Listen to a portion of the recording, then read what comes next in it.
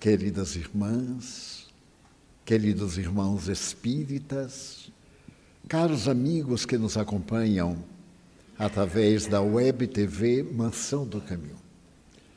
Que tenhamos uma noite de paz. O espírito Manuel Viana de Carvalho era-me totalmente desconhecido. No ano de 1957, eu visitei pela primeira vez o Rio Grande do Sul.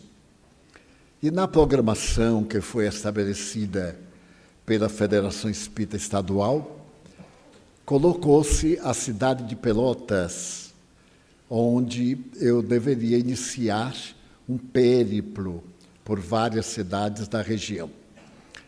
Fazia muito frio, mês de junho, igual ao nosso frio.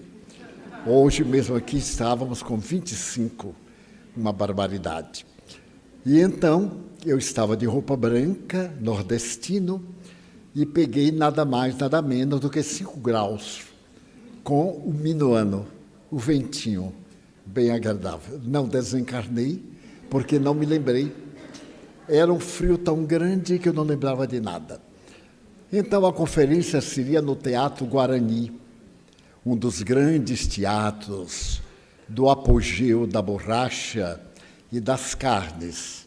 Da borracha no norte, o Teatro de Manaus, o Teatro do Pará, o Teatro do Rio Grande do Norte. Eram os teatros clássicos e majestosos até hoje.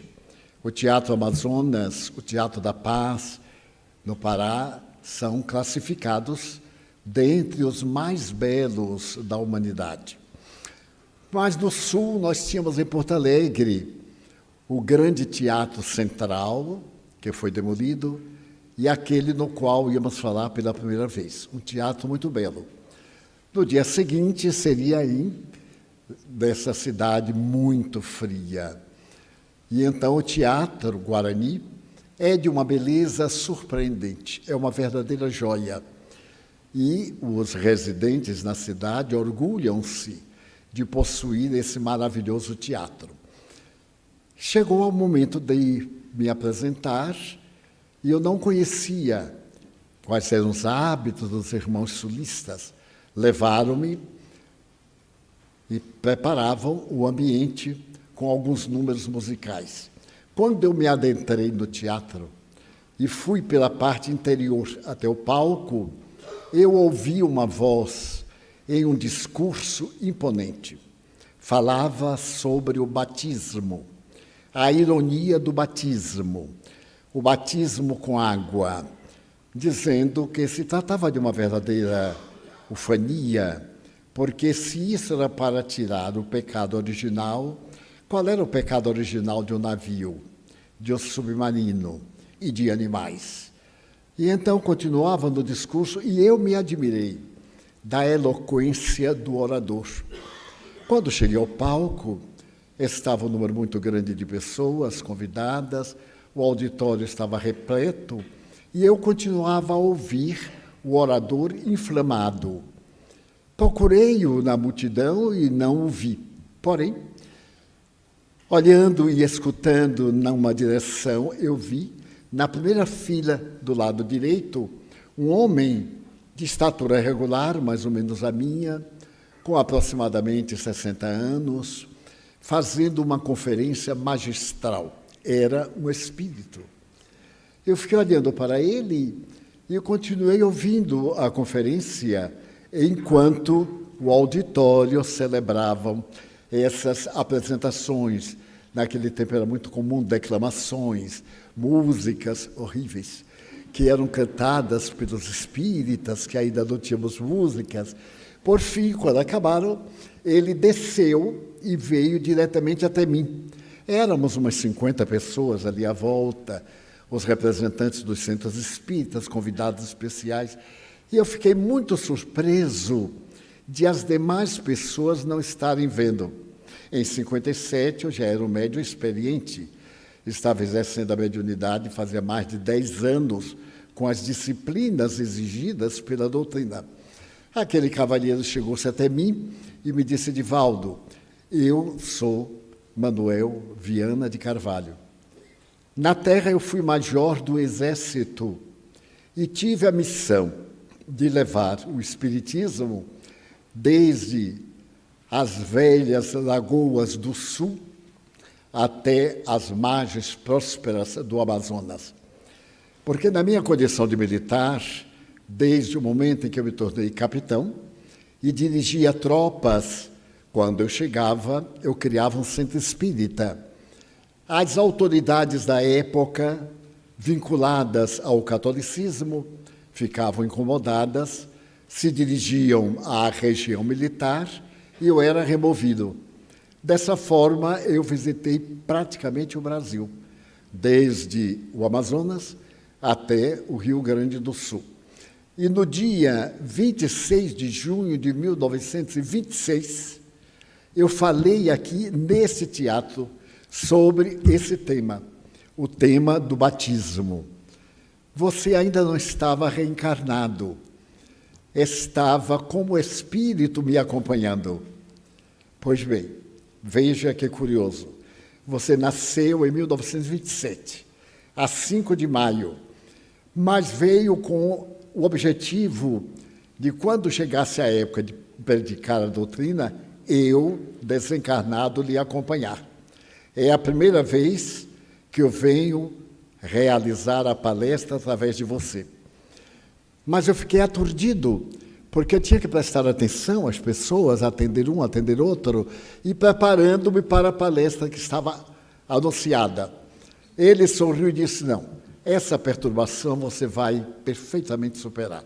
Então você pode me chamar Manu, pode me chamar Manuel, Viana, ou como ele quiser. Eu tinha um secretário que era um oficial do Exército, muito amigo meu, e ele me chamava Vianinha, porque para o padrão comum eu sou um pouco baixo. Como é que você vai me chamar? Eu disse: Viana de Carvalho. Agora, se o senhor vai me inspirar, precisa de me inspirar muito, porque o senhor vai ter muita dificuldade comigo. Sou uma pessoa sem cultura, sem bases, e ficamos dialogando. E eu simpatizei, como dizemos vulgarmente, com o espírito que se me fez tão amigo, que era como se eu estivesse realmente recordando.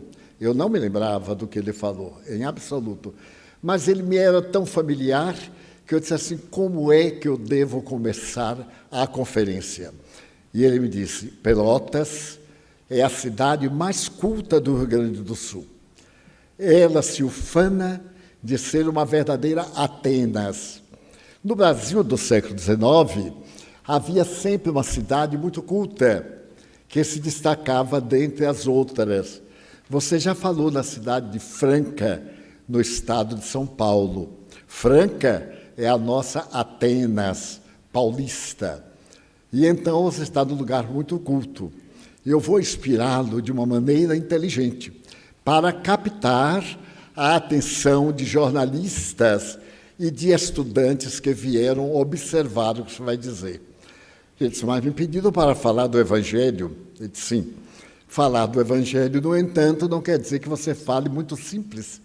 Nós vamos começar historicamente com a Renascença, por volta do século XV, XVI. A Renascença italiana, os vultos mais importantes, a mudança de linguagem, a Renascença que começou com Dante Alighieri no século XIII e que não terminou até hoje com o Livro dos Espíritos. Nisto, alguém disse, e com a palavra de Divaldo Franco.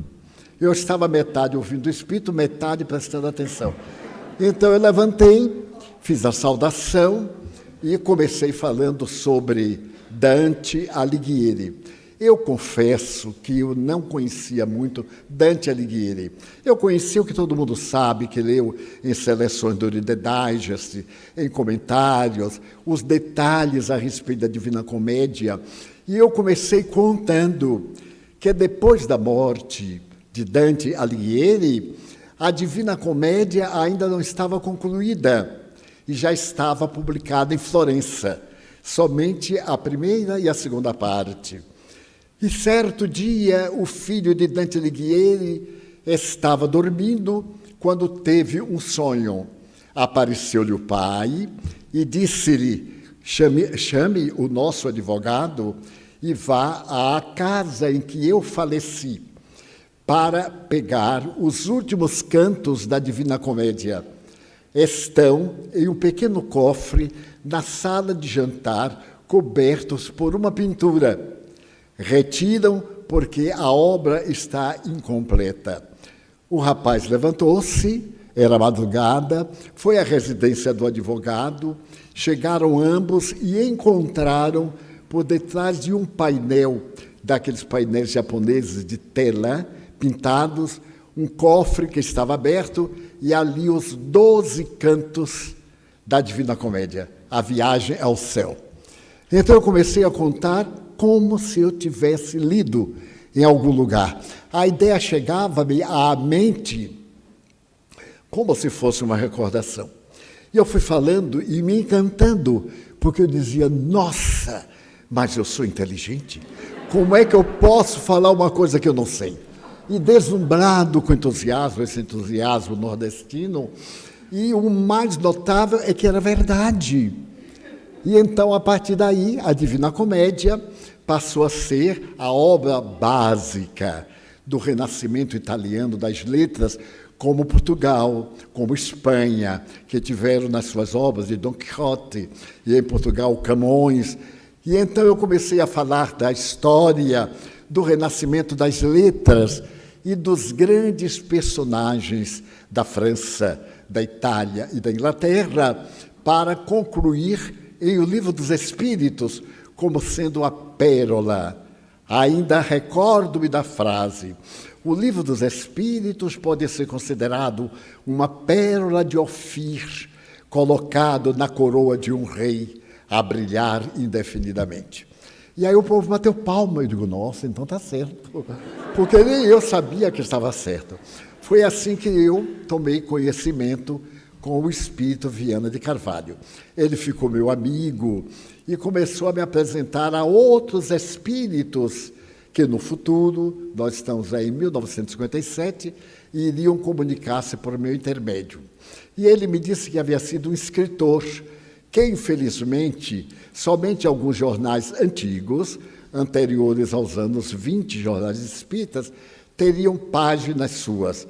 E eu comecei a mandar essas páginas para a revista O Reformador. Mas ninguém encontrava as páginas do Viana para comparar o estilo, porque se conhece o autor pelo seu estilo. Passaram-se os anos, ele escreveu 4 livros por meu intermédio. Esse, inclusive, é um livro sui generis, porque Joana de Ângeles escreveu 10 momentos. São 10 pequenos livros. Ela fez uma coleção e me disse para a pessoa guardar no bolso. E o lançamento desse livro foi muito peculiar. Eu estou alongando muito? Não, nada. Foi peculiar porque eu tinha um amigo do Rio de Janeiro que era um senhor economicamente muito bem situado. E ele gostava das mensagens de Viana de Carvalho. Então, ele alugou o salão do Hotel Glória. Imagine, isso por volta de 1960. E então nós fizemos o lançamento do livro no Hotel Glória. É um livro pequeno. E eu fiquei constrangido.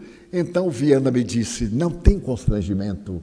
A obra de Jesus merece ser divulgada nas academias para evitar os deslustres, as adulterações, etc.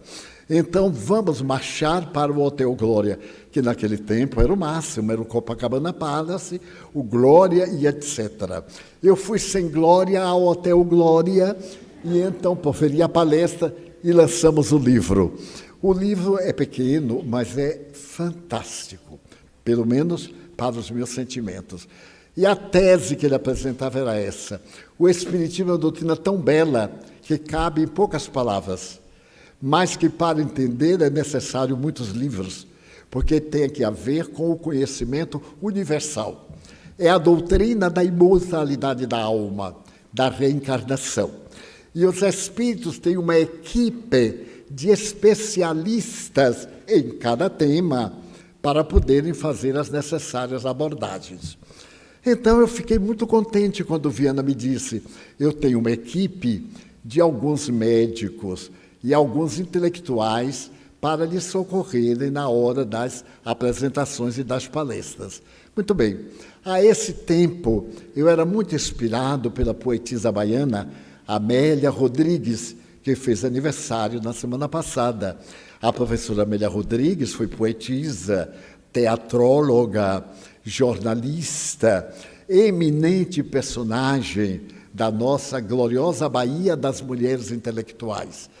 E então ela me aparecia e falava sobre o Evangelho.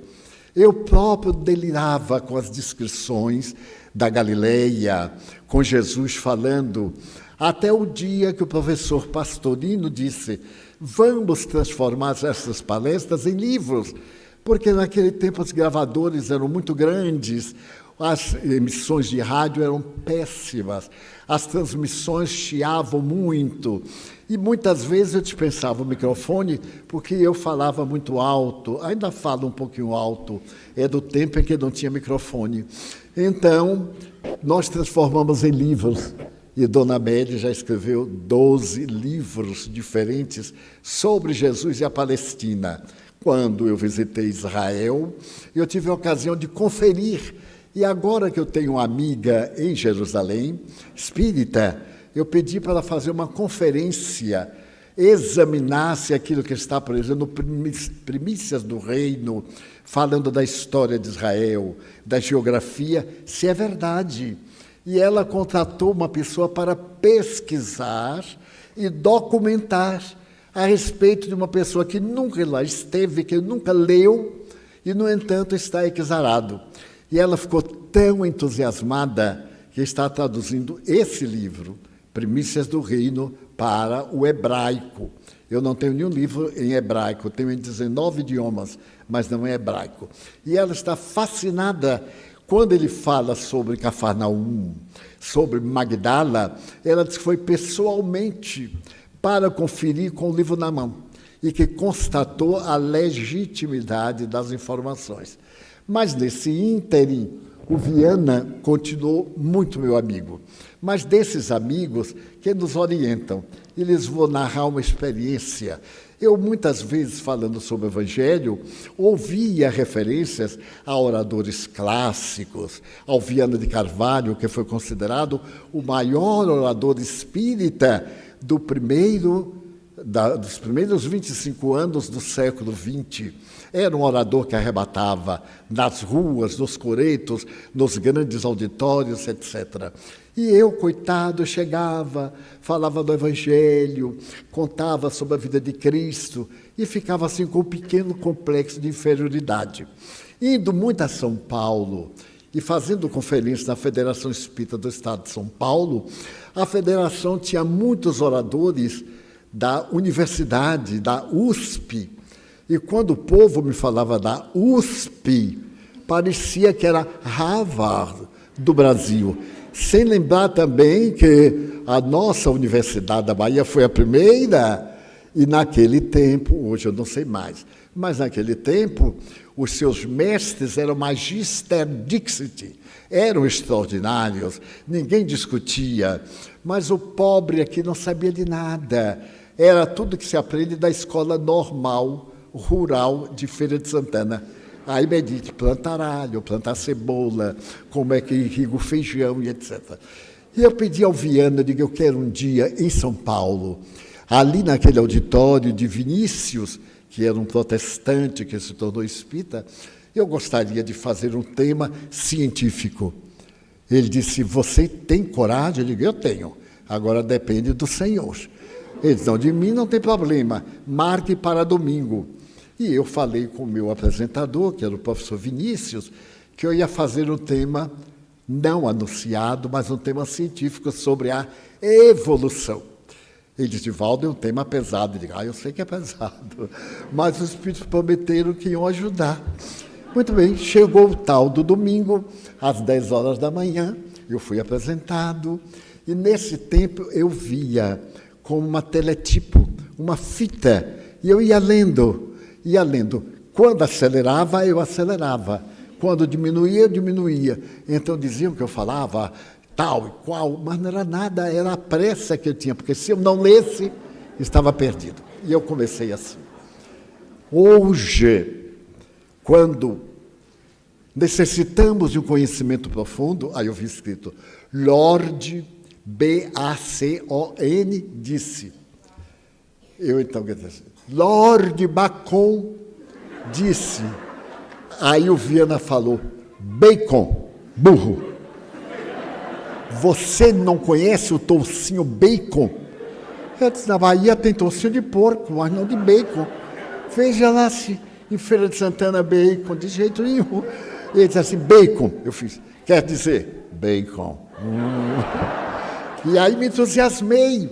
Ai, mas foi uma tragédia, porque era tanto nome. Ora francês, ora inglês, ora alemão. Mas eu estava firme. Ele disse assim, essa é a grande pesquisa da lei das mutações e das transformações da hereditariedade até os fenômenos mesológicos, graças... Aí eu citei o nome do autor. Mas, em verdade, lá vem a tragédia.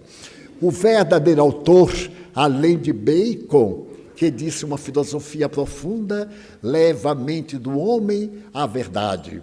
Uma filosofia superficial leva a mente do homem ao materialismo. Mas entre eles existem, por exemplo, Erasmus, avô de Charles Darwin, até eu fui muito bem. E existe Goethe, eu sabia pronunciar Goethe, antes eu pronunciava Goethe, mas eu tenho uma amiga suíça, e ela me disse, em alemão não tem os sons agudos, é Goethe. E também não tem os acentos, toda palavra é acentuada. Então eu falava e ela corrigia. Aí eu falei o Goethe, que nem os paulistas entenderam. E Goethe, ai todo mundo olhou e eu estava nadando em felicidade.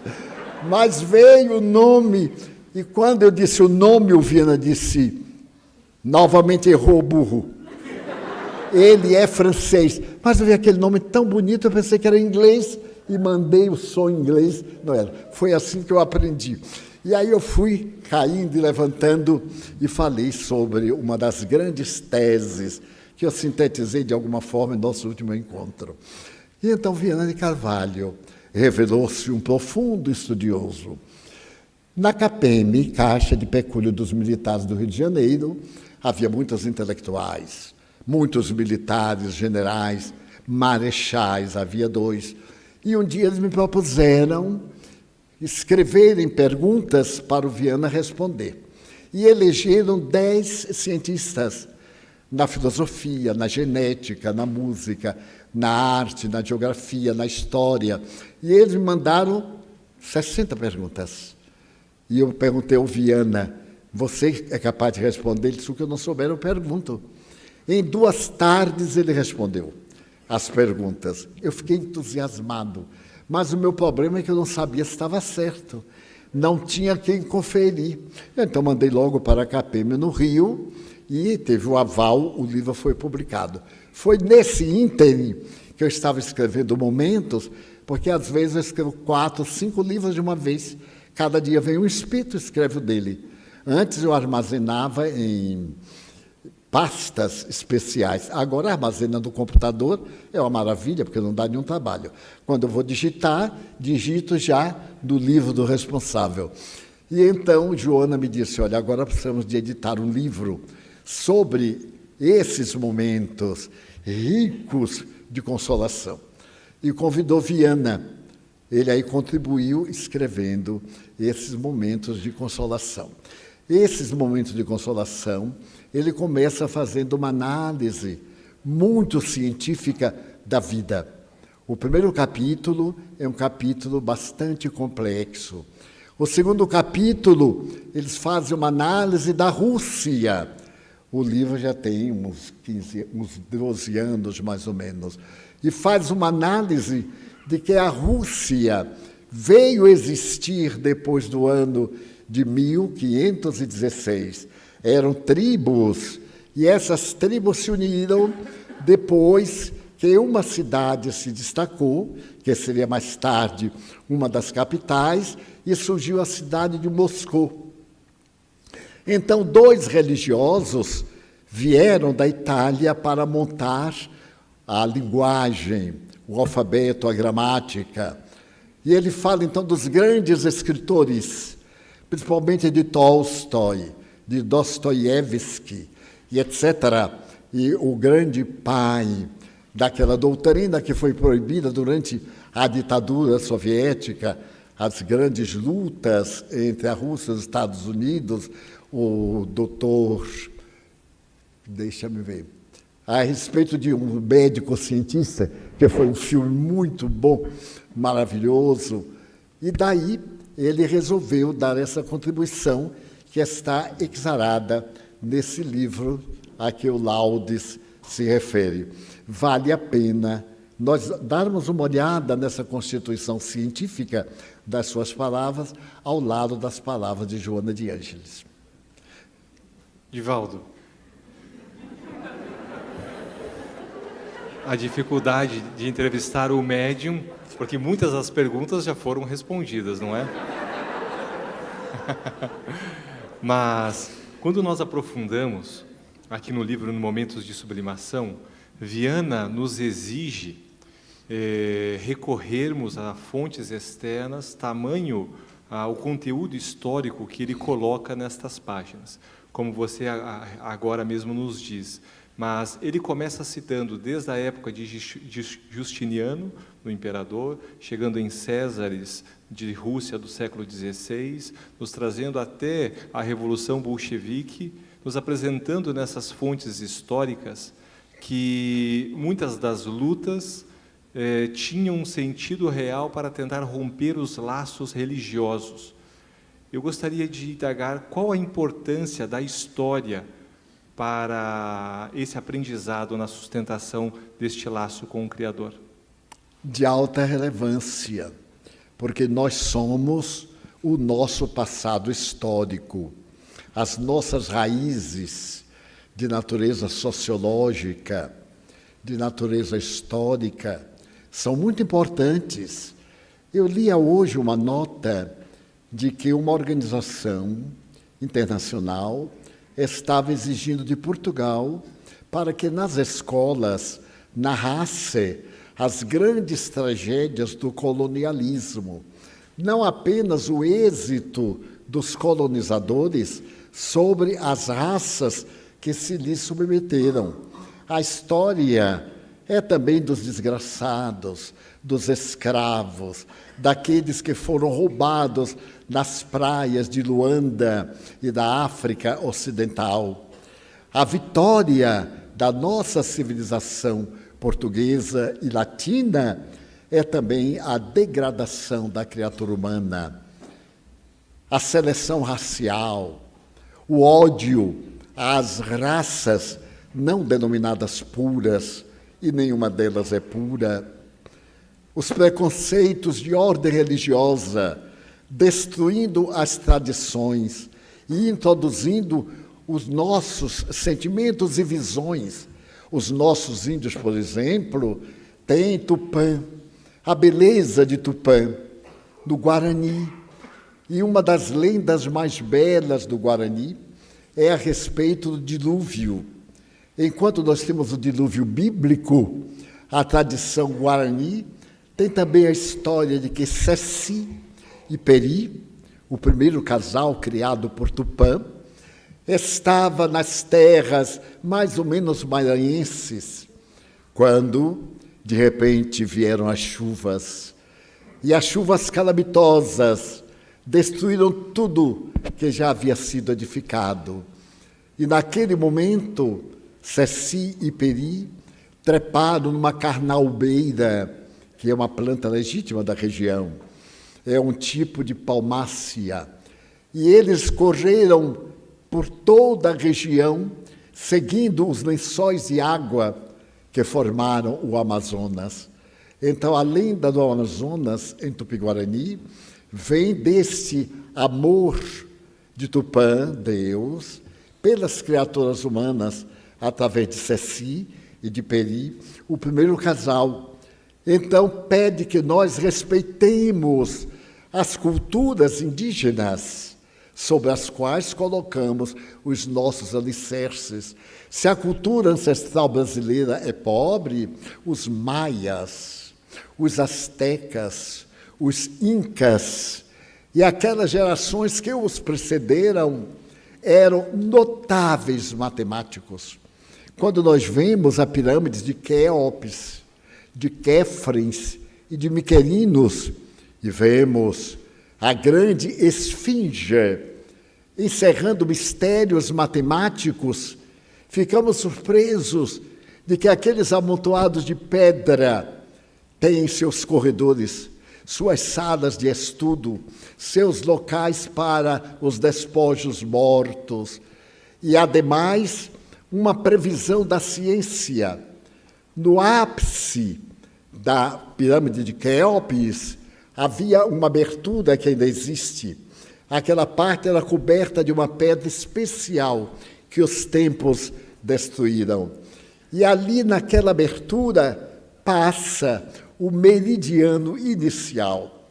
Exatamente na abertura da pirâmide passa o meridiano que vai passar em Londres para o estudo dos meridianos e dos paralelos da Terra.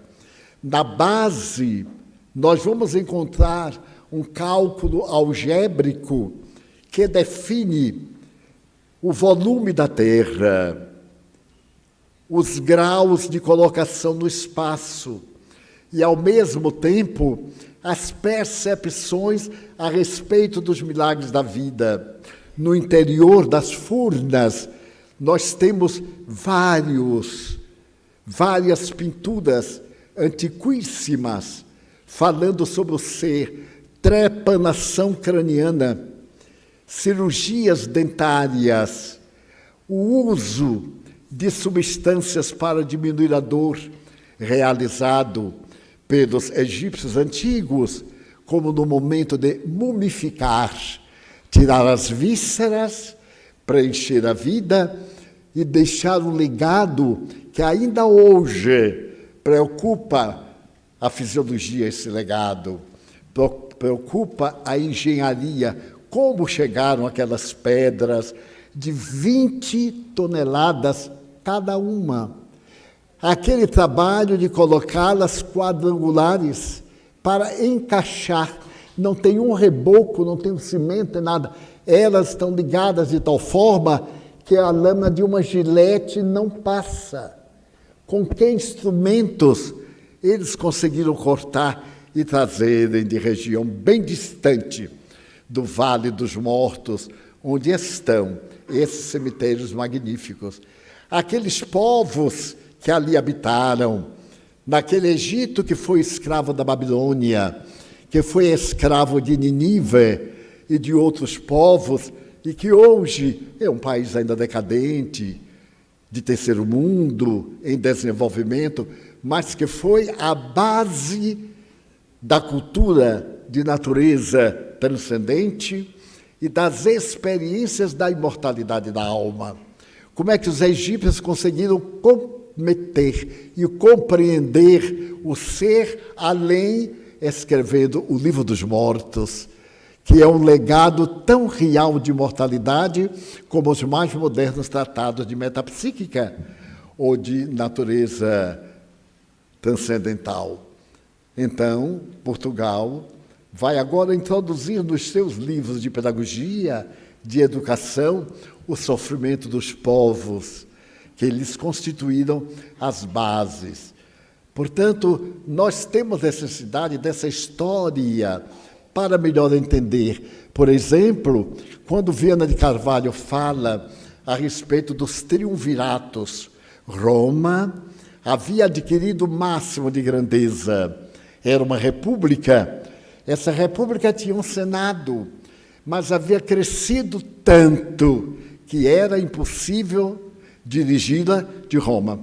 Quando, então, o próprio Senado sugere um governo tríplice, 3 grandes nomes para governarem esse imenso território. Então, o primeiro triunvirato tem à frente Júlio César. Mas Júlio César era um guerreiro tão extraordinário que foi considerado um dos maiores latinistas da humanidade. Ele deixou obras de latim, o latim superior, não o latim que falavam os soldados, com a grandeza daqueles grandes sábios que vieram antes da nossa cultura cristã. Então, César deixou, por exemplo, a travessia do Rubicon. O Rubicon é um rio que os exércitos de César tiveram que atravessar. E ele escreve em latim, que é uma hoje das averiguações a respeito do latim mais puro. E outras obras grandiosas. E esse general, considerado o maior conquistador do mundo em todas as épocas, deixa um legado muito grande até o momento em que vai assassinado nas escadarias do Senado. E logo se forma o segundo triunvirato para preparar a terra para o nascimento de Jesus. É depois do segundo triunvirato, no período de Augusto, Caio Júlio César.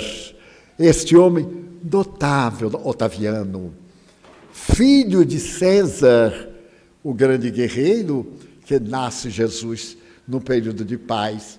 Daí o Viana procura demonstrar que a cultura nos dá a lógica da nossa existência. Por que o latim predominava entre todas as línguas, enquanto a guerreira Roma cuidava do latim, a bela Grécia cuidava da arte, da música, do balé, do teatro, da filosofia. E nós vimos que a filosofia ocidental é toda grega, depois é greco-latina, depois invade o mundo. Então, há uma grande importância em nós conhecermos a nossa história, conhecermos a razão por que Jesus veio naquele momento. Por que naquele momento e não hoje?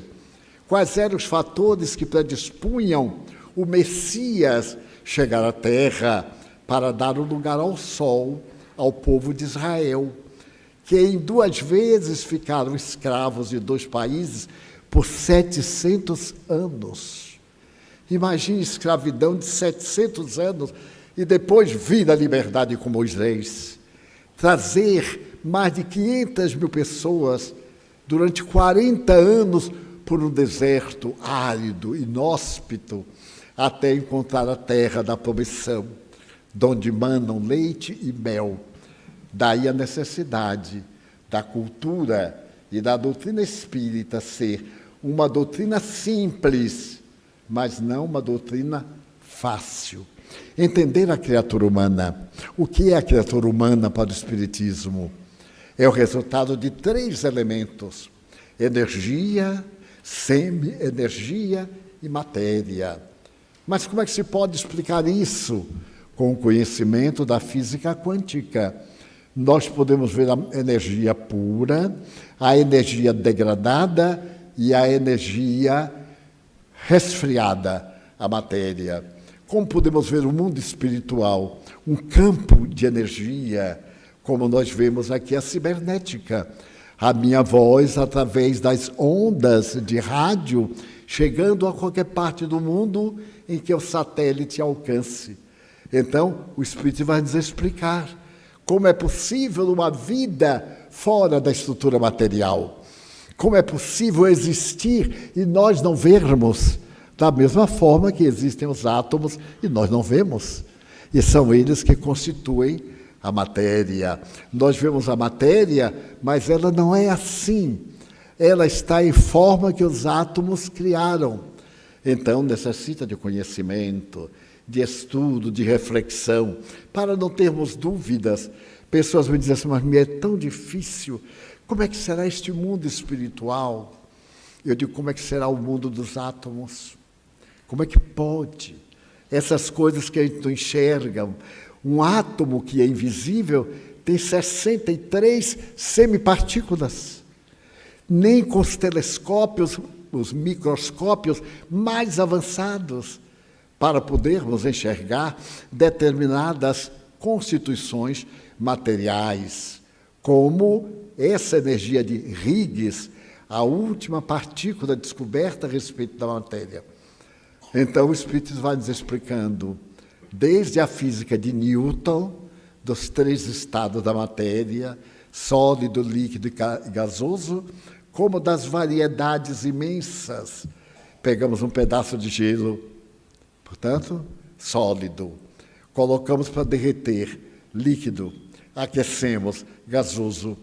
É a mesma matéria em 3 fases, mas isso são fases grosseiras, porque depois do estado gasoso, cada átomo possui um universo dentro dele.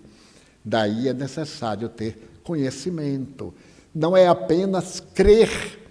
Muita gente crê, mas tem dúvida. Então, vamos buscar o esclarecimento em Livro dos Espíritos, que Allan Kardec explica detalhadamente. No Livro dos Médiuns, como é que pode uma energia se comunicar através da criatura?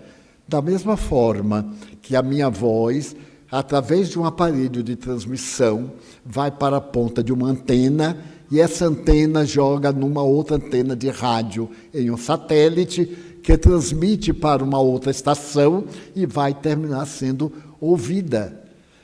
Então não podemos ter dúvida, porque tudo é tão lógico, através de paralelismos. Mas o que ressalta mais é o amor. A gente vê que as pessoas que amam são felizes.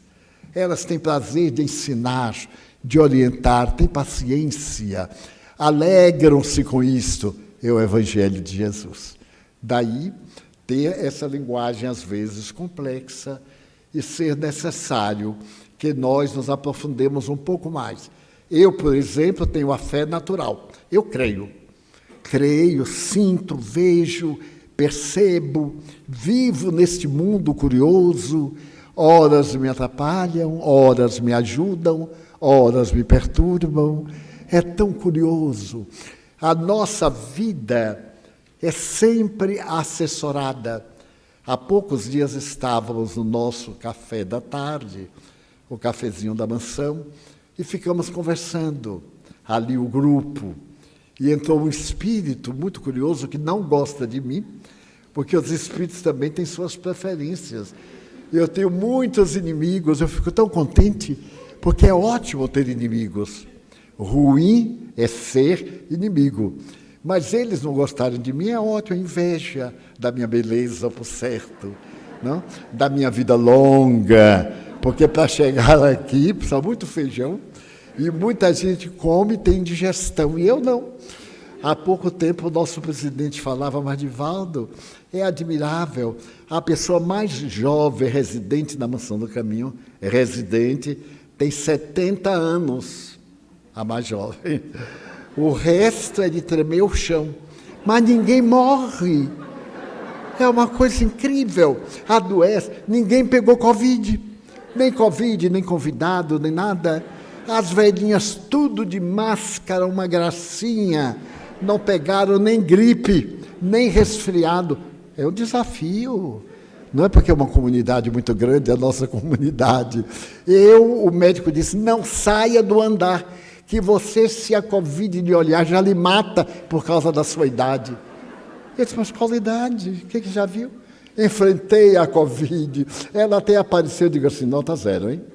Eu estou aqui esquecido. Pois bem, essas pessoas têm um estômago muito delicado, essas velhinhas com velhinho fazem um lanchezinho antes de dormir, de carne de porco, de feijoada, essas coisinhas assim, de rabada, essas coisinhas leves. Então, o nosso presidente ficou e disse, mas como é que pode? Fulana, não disse o nome todo, né, porque é proibido, tem 85 anos e um apetite, que é impressionante. É a 4ª refeição.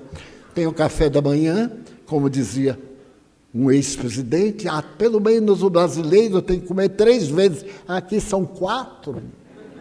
O da manhã, que é mais ou menos assim, um beijo bem forte. Meio-dia, Deus tenha compaixão de nós. 5 horas, também aquele reforço, porque a gente vai ter reunião, vai desgastar mais 10 horas da noite, está tudo alegrinho, ali agitado, e não faz mal, como é que pode? A alegria de viver. E nós já tentamos ver se acabávamos com esse lanchezinho, porque dizem que é muito pesado, não sei para quem, porque todo mundo cai da cama, dorme, não tem digestão, não tem nada. O máximo que nós temos é um remedinho para ajudar a digestão. Nada mais. Então, o quê? É a alegria imensa de viver. A certeza que nos dá esta fé maravilhosa. Divaldo, a benfeitora, no início da obra, ela coloca que essas páginas estariam auxiliando a criatura humana a construir um roteiro de paz e de sublimação. E ela encerra a obra nos trazendo uma mensagem da sublimidade do amor. Você poderia nos levar um pouquinho mais a fundo sobre essa mensagem? O meu problema é que eu falo pouco, não consigo falar muito, mas Deus tenha piedade de nós. À medida que nós somos esclarecidos, a vida tem mais cor. Faz algum tempo eu fiz uma cirurgia de catarata. Eu enxerguei sempre muito bem, eu achava. E um dia, por fim, eu fui ao médico para fazer um exame. Ele disse, você está com uma catarata, e ainda está numa fase boa, você pode operar. Ele disse, mas doutor, não diminuiu nada, eu leio sem óculos, tudo bem, disse, mas é bom você fazer. Eu perguntei a ele assim, posteriormente dói muito? Ele disse, não, é muito fácil. Aí eu fiz a tal da operação. E quando eu terminei, disse, agora tem o outro olho. Eu digo, meu Deus, por que tudo é tão complicado? Por que não fez logo os 2 olhos de uma vez? Mas aí marcou, eu fiz. Mas quando tirou o algodão que eu olhei, a vida era diferente do que eu via. Eu via as coisas assim, amarela. De repente eu vi amarela, aquele ouro, o vermelho, meu Deus, que beleza, o branco. Eu redescobri, era a catarata que estava filtrando, né? E eu sempre tive um ouvido incrível. Por exemplo, eu olho para o auditório e muitas vezes eu ouço o que estão conversando. Mas, de repente, eu comecei a achar que as pessoas estavam falando baixo. E então dizia para um, fale mais alto. E para outro, fale mais alto. Então o presidente disse assim, de fato, eu acho que você está ficando surdo. Eu acho isso um desrespeito na minha idade, imagina, ficar surdo. Mas aí eu fiz o teste. Tem umas pessoas que não conversam, ciciam, vêm conversar com a gente. Psiu, psiu, psiu, psiu. Não há ouvido que entenda. Eu digo assim, não tenha medo.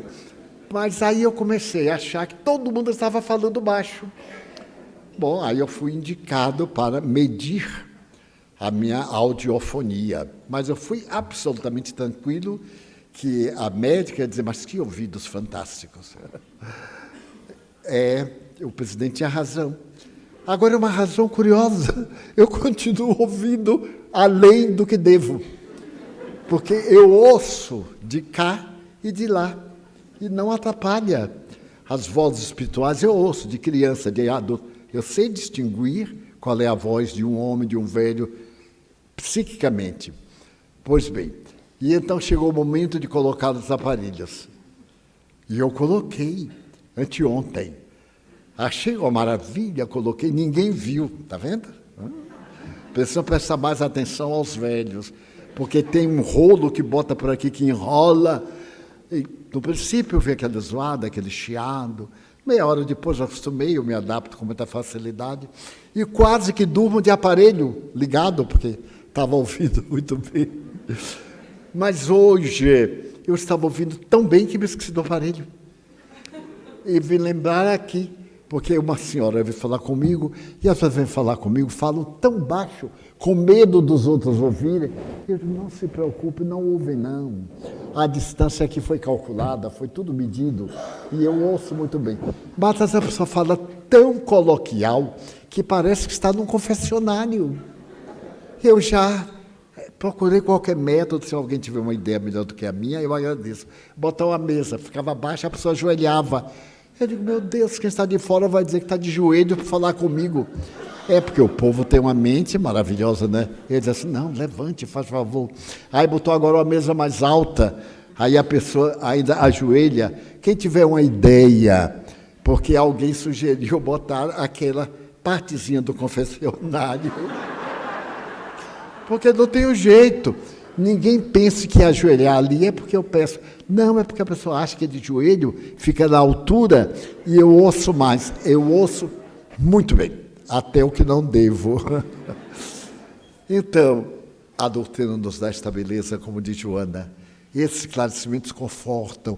E na parte final, eu saber que a morte, que é horrível, é o tipo da antipática, chega sempre quando a gente não quer. A gente está louco para morrer e ela não vem. E a gente está adorando, casou ontem e a morte. Cuidado, hein? Eu estou perto. Isso é falta de caridade, com certeza. E então nos arrebata, e eu ter certeza que minha mãe está me esperando. Não é uma linguagem freudiana, que no caso minha mãe. Meus amigos estão me esperando. Eles me dizem, estamos te aguardando. Eu digo, mas não tenham pressa. Eu estou muito bem.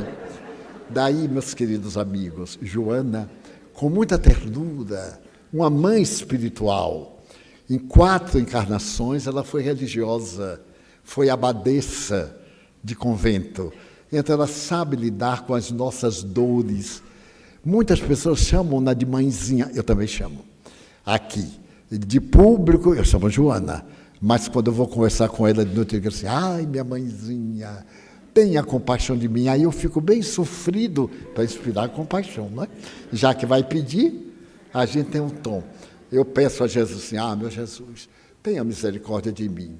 Aí chega a hora de Joana, eu digo, ai, minha mãe, a senhora não sabe o que é viver aqui na Terra, viveu há muito tempo, a Terra mudou, está muito atrapalhada. Aí eu fico ensinando a ela, né? Porque ela está lá, eu estou cá.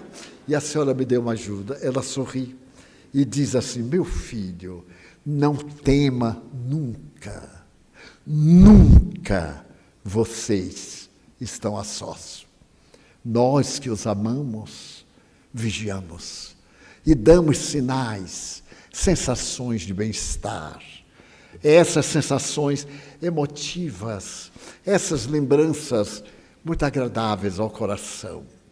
Tenho a certeza de que mesmo nas dores, quando vocês choram, nós sorrimos e dizemos assim, graças a Deus, está resgatando e vem para viver comigo, porque eles estão no nível maior e nós no nível menor. Necessitamos evoluir, resgatar nossos erros com a Mãe Terra, com as criaturas, para evoluirmos.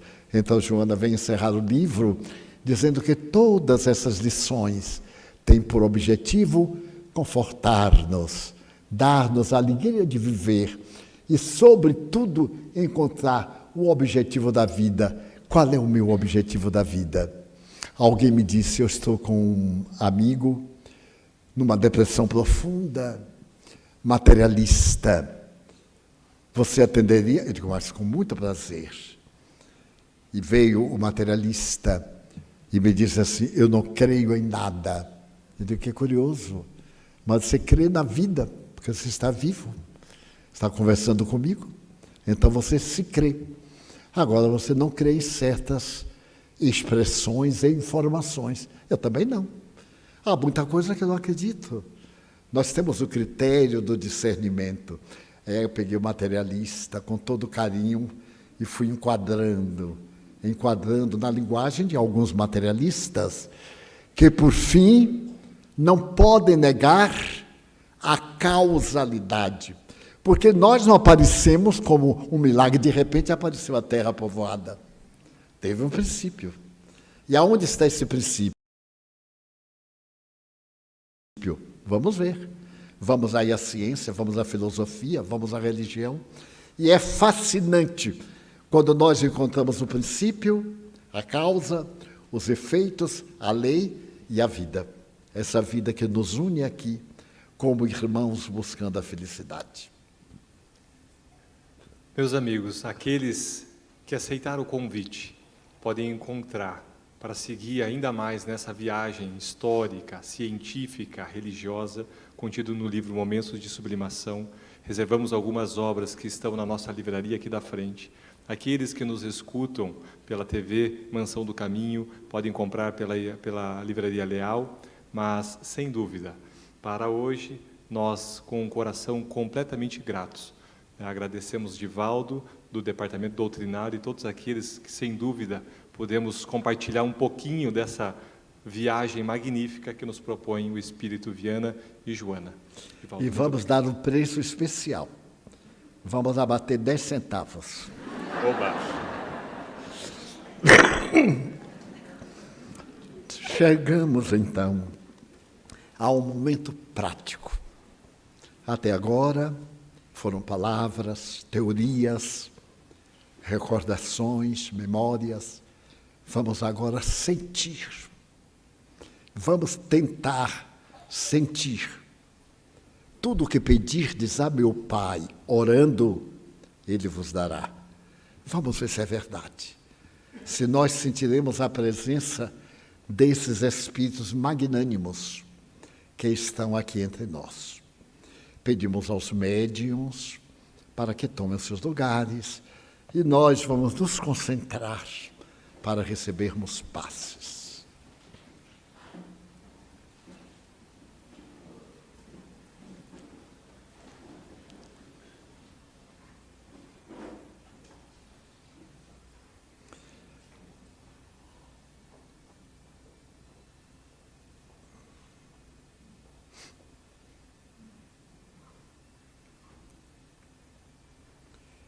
Amigo incomparável,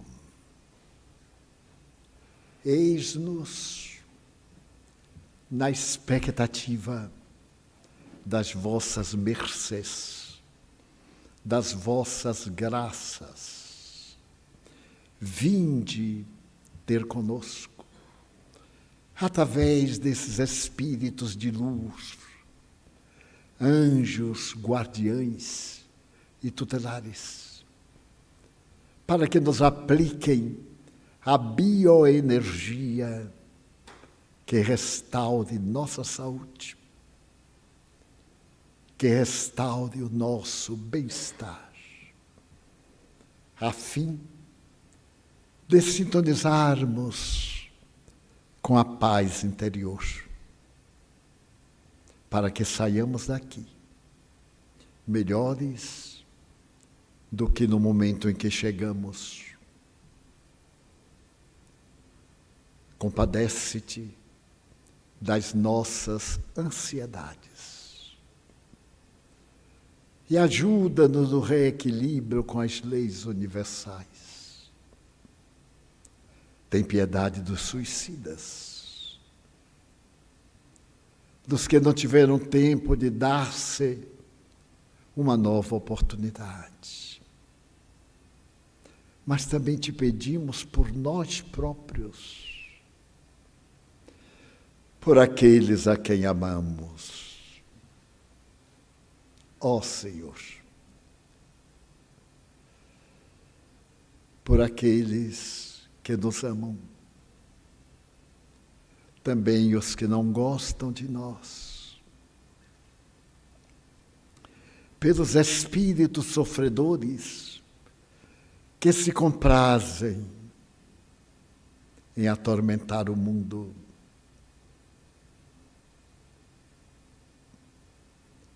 Ó amigo divino, pelos nossos lares, invadidos por problemas e sofrimentos, nós te suplicamos que se repita a energia de Caná, que deu à água um sabor especial. Abençoa nossa água e, sobretudo, pacifica-nos, ajudando-nos a entender os desígnios da evolução e a sermos felizes cada dia, a toda hora, embora as suas injunções. Que esta paz penetre nosso lar, nossa oficina de trabalho, nossa casa, que tu reges e alimentas, pela paz na terra, para que a criatura humana compreenda que somente o amor soluciona o problema e, através da fraternidade e da solidariedade, mudemos a filosofia existencial. Muito obrigado, Senhor, por tudo que nos deste, por tudo que nos dais. Muito obrigado. Permiti que em vosso nome, em nome de Deus, dos Espíritos nobres e da Mãe Santíssima, encerremos a nossa reunião com votos de muita paz. Está encerrada a nossa reunião.